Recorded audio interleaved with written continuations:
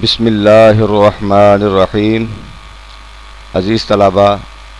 Professor doctor حافظ محمد مشتاق آپ سے مخاطب ہے اور آپ سماعت کر رہے ہیں ڈاکٹر حافظ محمد مشتاق یوٹیوب چینل۔ سیکنڈ ایئر کے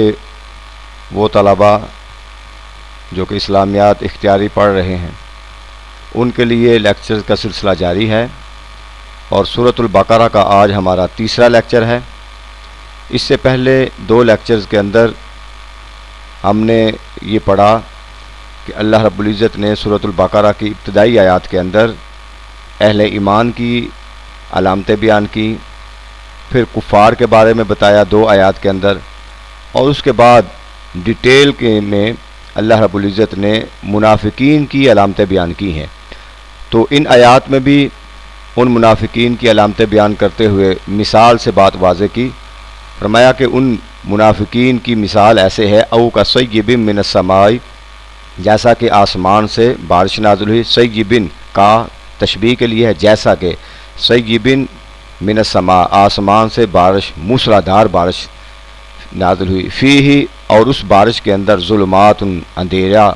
ورعد، گرج، وبرق، اور بجلی۔ تو یعنی عام طور پہ جب بارش ہوتی ہے تو بادل ہوتے ہیں اور بادل کی وجہ سے اندھیرا ہوتا ہے، پھر بجلی ہوتی ہے، پھر اس بجلی کی کڑک ہوتی ہے۔ تو ان کی مثال بیان کر کے فرمایا کہ جب وہ اس میں اندھیرا دیکھتے ہیں، بجلی دیکھتے ہیں، گرج دیکھتے ہیں تو کیا کرتے ہیں؟ یجعلون اصابعہم فی آذانہم، جعل یجعلو، اور یجعلون جمع کا صیغہ ہے، وہ ڈالتے ہیں اصابعہم، اصابعہم یعنی اپنی انگلیوں کو، فی آذانہم اپنے کانوں میں۔ یعنی وہ منافقین اس گرج اور اس بجلی کے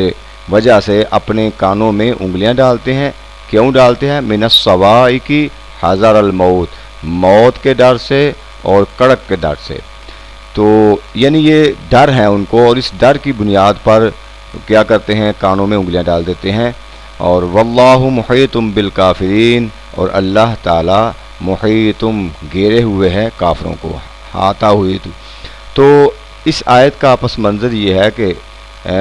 امام جریر الطبری جو ہیں وہ بیان کرتے ہیں کہ کچھ منافقین حضور علیہ الصلوۃ والسلام کے پاس آئے اور وہاں سے اٹھ کر وہ جلدی جلدی بھاگتے ہوئے کفار کی طرف جا رہے تھے، تو رستے میں بارش نے آ لیا اور تیز بارش ہوئی، بجلی اس میں کڑکی اور آوازیں آئیں۔ تو جب وہ بارش میں چل رہے تھے تو اپنی کانوں میں انگلیاں ڈال دیتے تھے، یوں محسوس ہوتا تھا جیسے ہم اس بجلی کی وجہ سے مر جائیں گے۔ تو اب وہ بار بار کہتے تھے کاش جلدی صبح ہو جائے یا بادل چھٹ جائے۔ تو اس طریقے سے جب وہ صبح کے وقت پھر حضور علیہ السلام کے پاس آئے تو انہوں نے صدقے دل کے ساتھ کلمہ پڑھ کے سچے مسلمان ہو گئے۔ تو ایک تو اس کی تشریح یوں بھی بیان کی جا سکتی ہے، اور دوسری یہ ہے کہ یہ کفار مشرکین، خاص طور پہ منافقین جو تھے، جب حضور علیہ السلام کی بارگاہ میں آتے تھے تو کانوں میں انگلیاں ڈال دیتے تھے تاکہ کہ حق بات جو ہے نا وہ ان پر اثر نہ کر جائے۔ تو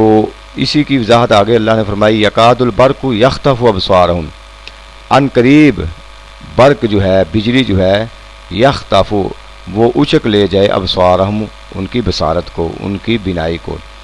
کلما اضاء لہم مشوا فیہ، وہ جب دیکھتے ہیں کہ روشنی ہو جاتی ہے تو اس میں وہ چلنا شروع کر دیتے ہیں۔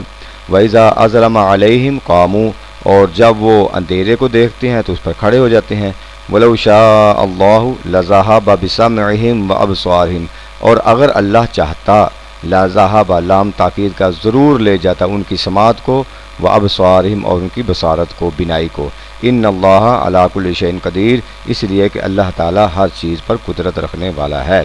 یعنی اللہ رب العزت نے یہ فرمایا کہ یہ اپنی سماعت کو اور اپنی بصارت کو بچا رہے ہیں، اور کبھی اپنی کانوں میں انگلیاں ڈالتے ہیں، کبھی موت کے ڈر سے کھڑے ہو جاتے ہیں اور ڈرتے ہیں، جب روشنی آتی ہے تو کھڑے ہو جاتے ہیں،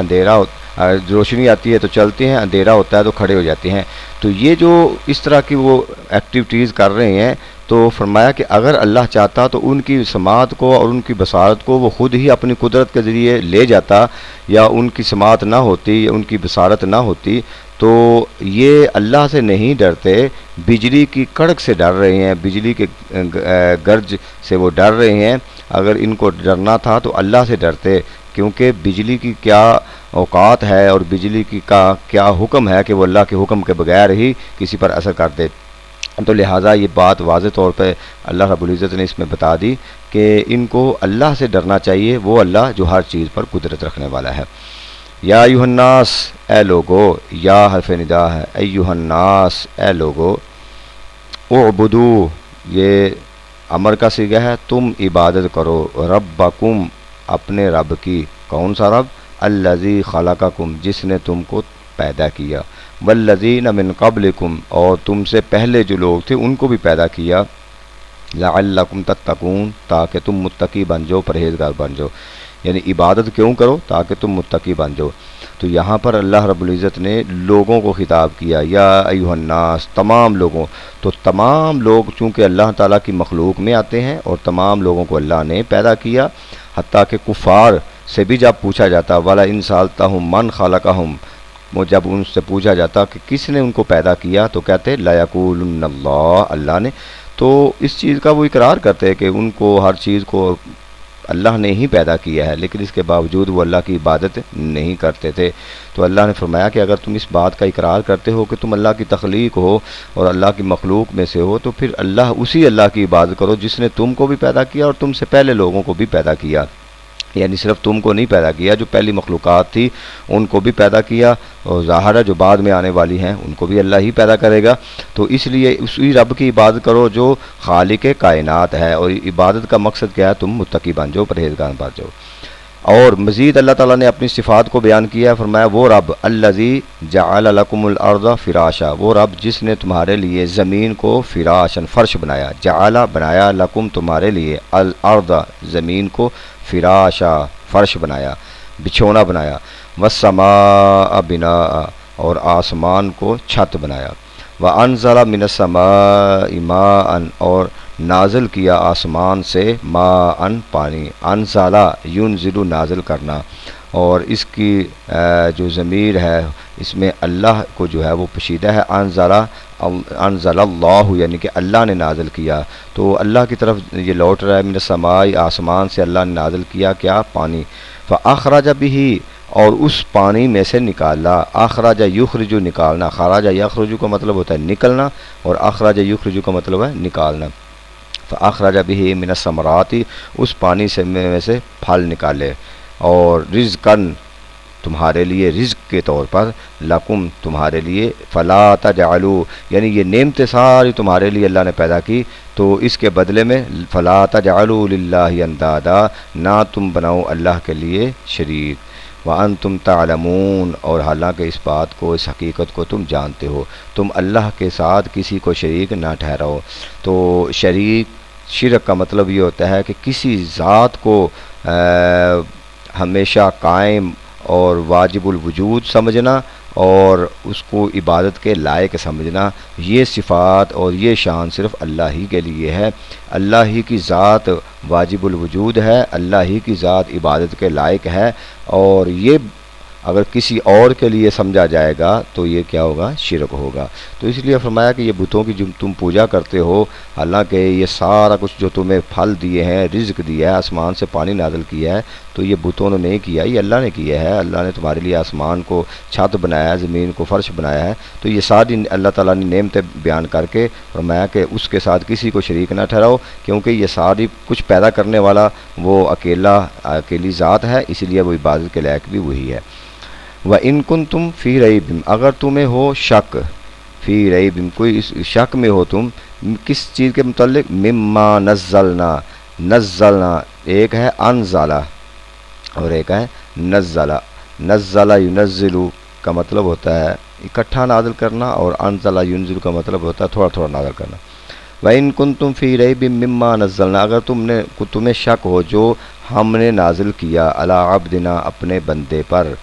فاتو، بندے یعنی کون سے بندے؟ حضور نبی اکرم صلی اللہ علیہ وسلم پر جو ہم نے قرآن نازل کیا، اس کے متعلق تمہیں کوئی شک ہے تو فاتو بصورت من مثلی، تو تم بھی لے آؤ، فاتو لے آؤ، بصورت ایک صورت، من مثلی اس طرح کی، یعنی جو قرآن کی صورتیں ہیں ان کی طرح کی کوئی ایک صورت لے آؤ، وَادْعُوا شُهَدَاءَكُم مِّن دُونِ اللَّهِ، اور اللہ کے علاوہ اپنے گواہوں کو بھی پکار لو، بلا لو، ان کنتم صادقین، اگر تم اپنے دعوے میں سچے ہو۔ تو قرآن نے کیٹاگوری پر ان کو کہہ دیا کہ اگر تم اپنے دعوے میں سچے ہو اور سمجھتے ہو کہ قرآن انسان کا بنایا ہوا کلام ہے، اور جیسا کہ کہتے تھے حضور صلی اللہ علیہ وسلم رات کو بناتے ہیں اور صبح کہہ دیتے ہیں کہ اللہ کی طرف سے نازل ہوا، تو فرمایا کہ اگر تمہیں اس میں شک ہے تو پھر ظاہر ہے تم بھی انسان ہو، تم بھی بنا کے لے آؤ۔ لیکن انہوں نے بڑی کوشش کی، اس کے باوجود قرآن کے مقابلے میں کوئی صورت نہ لا سکے، نہ کوئی آیت لا سکے۔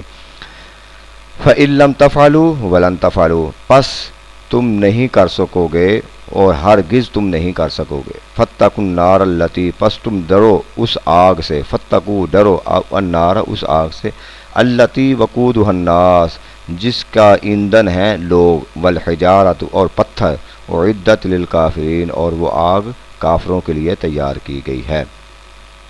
وبشر الذین، اور خوشخبری ہے ان لوگوں کے لیے، آمنو جو ایمان لائے، وعاملوا الصالحات اور نیک اعمال کرتے ہیں۔ اب یہاں سے اوپر اللہ تعالیٰ نے اپنی صفات کو بیان کر کے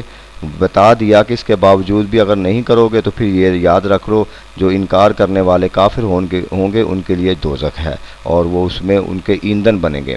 تو جہاں کفار کے عذاب کی بات کی ہے، اس کے ساتھ ہی اہل ایمان اور صالح عمل کرنے والے لوگوں کے لیے جنت کی خوشخبری بھی سنا دی، تاکہ اہل جنت یا اہل ایمان جو ہیں ان کو بھی حوصلہ ہو کہ ہم جو نماز پڑھتے ہیں، عبادات کرتے ہیں، ایمان لاتے ہیں اور مصائب و آلام کو برداشت کرتے ہیں تو اس کے بدلے میں ہمیں کیا ملے گا۔ تو اللہ رب العزت نے اس کی بات بھی کر دی، فرمایا وبشر الذین آمنوا، اور خوشخبری ہے ان لوگوں کے لیے جو ایمان لائے، وعملوا الصالحات اور نیک اعمال کیے۔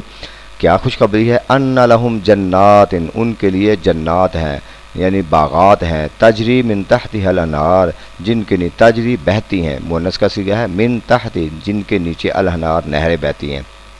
کلما رزقوا جب وہ رزق دیے جائیں گے، رزقو مجہول کا صیغہ ہے، وہ لوگ جو اہل جنت ان کو رزق دیا جائے گا، منہا اس میں سے، من ثمرات پھلوں میں سے، رزقن رزق یعنی ان پھلوں میں سے رزق ان کو دیا جائے گا۔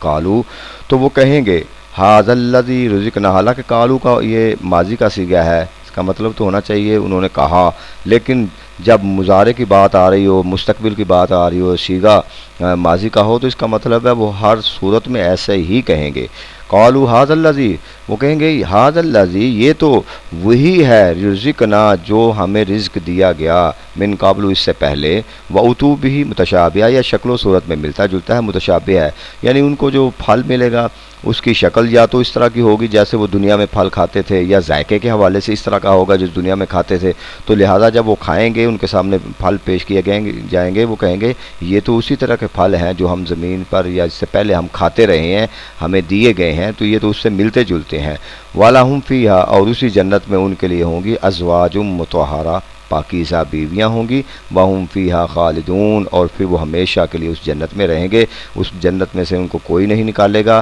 نہ بیمار ہوں گے، نہ وہاں بوڑھے ہوں گے، نہ ان کو کوئی بیماری لگے گی، نہ پریشانی ہوگی، ہمیشہ خوش باش اس جنت میں رہیں گے۔ لیکن اس جنت میں جانے کے لیے دو شرائط ہیں کہ آمنو اور وعملوا الصالحات، ایمان لاؤ اور اچھے اعمال کرو، تو پھر اہل ایمان کے لیے اللہ تعالیٰ نے بہت بڑی نعمتیں اس جنت میں رکھی ہیں۔ تو لہٰذا ہمیں اس دنیا کے اندر جو چھوٹی چھوٹی نعمتیں دیکھتے ہیں اس نعمتوں کی خاطر اپنا ایمان ضائع کر بیٹھتے ہیں، جھوٹ بولتے ہیں، قسمیں اٹھاتے ہیں، دھوکے بازی کرتے ہیں، فراڈ کرتے ہیں، اور پھر وہ چند دن کے لیے نعمتیں ہوتی ہیں اور ختم ہو جاتی ہیں، اور ان چند روزہ نعمتوں کے لیے ہم آخرت کی ہمیشہ کی نعمتوں کو ضائع کر بیٹھتے ہیں۔ ہمیں ان نعمتوں کی طرف ہم توجہ دلانی ہے اور ادھر دیکھنا ہے کہ یہ وہ نعمتیں ہیں جس کے لیے اللہ نے فرمایا ہم فیہا خالدون، تم ہمیشہ وہاں پر رہو گے۔ ایک آیت اور پڑھیں، ان اللہ، بے شک اللہ تعالیٰ، لا یستحیی نہیں شرماتا، ان یضربا یہ کہ بیان کرے، مثلاً مثال، ما بعودتاً مچھر کی، فما فوقہا یا کم تر یا ادنا اس سے بھی ادنا تر ہو، یعنی اللہ تعالیٰ ایک مچھر یا اس سے بھی چھوٹی کسی چیز کی مثال بیان کرنے میں نہیں شرماتا، کیونکہ اللہ تعالیٰ چاہتا ہے اور یہ قانون ہے کہ بات کو سمجھانے کے لیے مثالیں دی جائیں، اللہ تعالیٰ کی سنت بھی ہے۔ تو فَأَمَّا الَّذِينَ آمَنُوا، جو ایمان والے تو ہیں، فَيَعْلَمُونَ، وہ جانتے ہیں، أَنَّهُ الْحَقُّ مِن رَّبِّهِمْ کہ یہی سچ ہے ان کے رب کی طرف سے، وَأَمَّا الَّذِينَ كَفَرُوا جو کافر لوگ ہیں فَيَقُولُونَ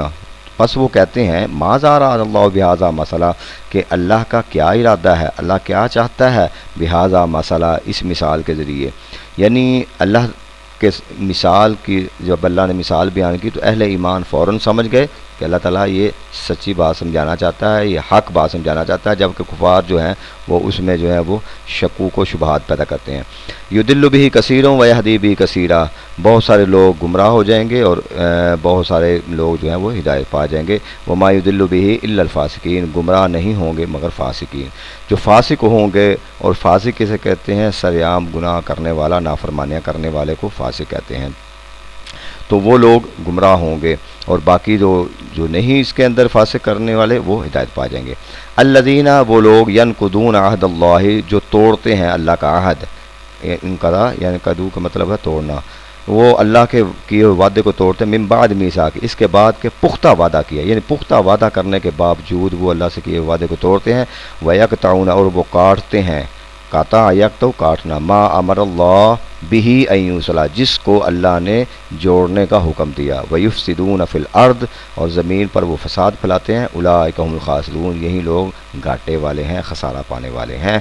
دنیا میں بھی وہ گھاٹے میں رہیں گے اور آخرت میں بھی وہ گھاٹے میں رہیں گے۔ تو یہ ہے ترجمہ اور اس کی مختصر سی تشریح، اور اس کے ساتھ ساتھ آپ ایک دفعہ بک پہ پڑھیں گے، جو مزید اس کی تشریح کو ساتھ ملائیں گے تو آپ اس لیکچر کو اچھے طریقے سے تیار کریں گے انشاءاللہ۔ پھر اس کے ساتھ نیکسٹ لیکچر ہوگا، تو تیاری رکھیں۔ اللہ ہمارا حامی و ناصر ہو۔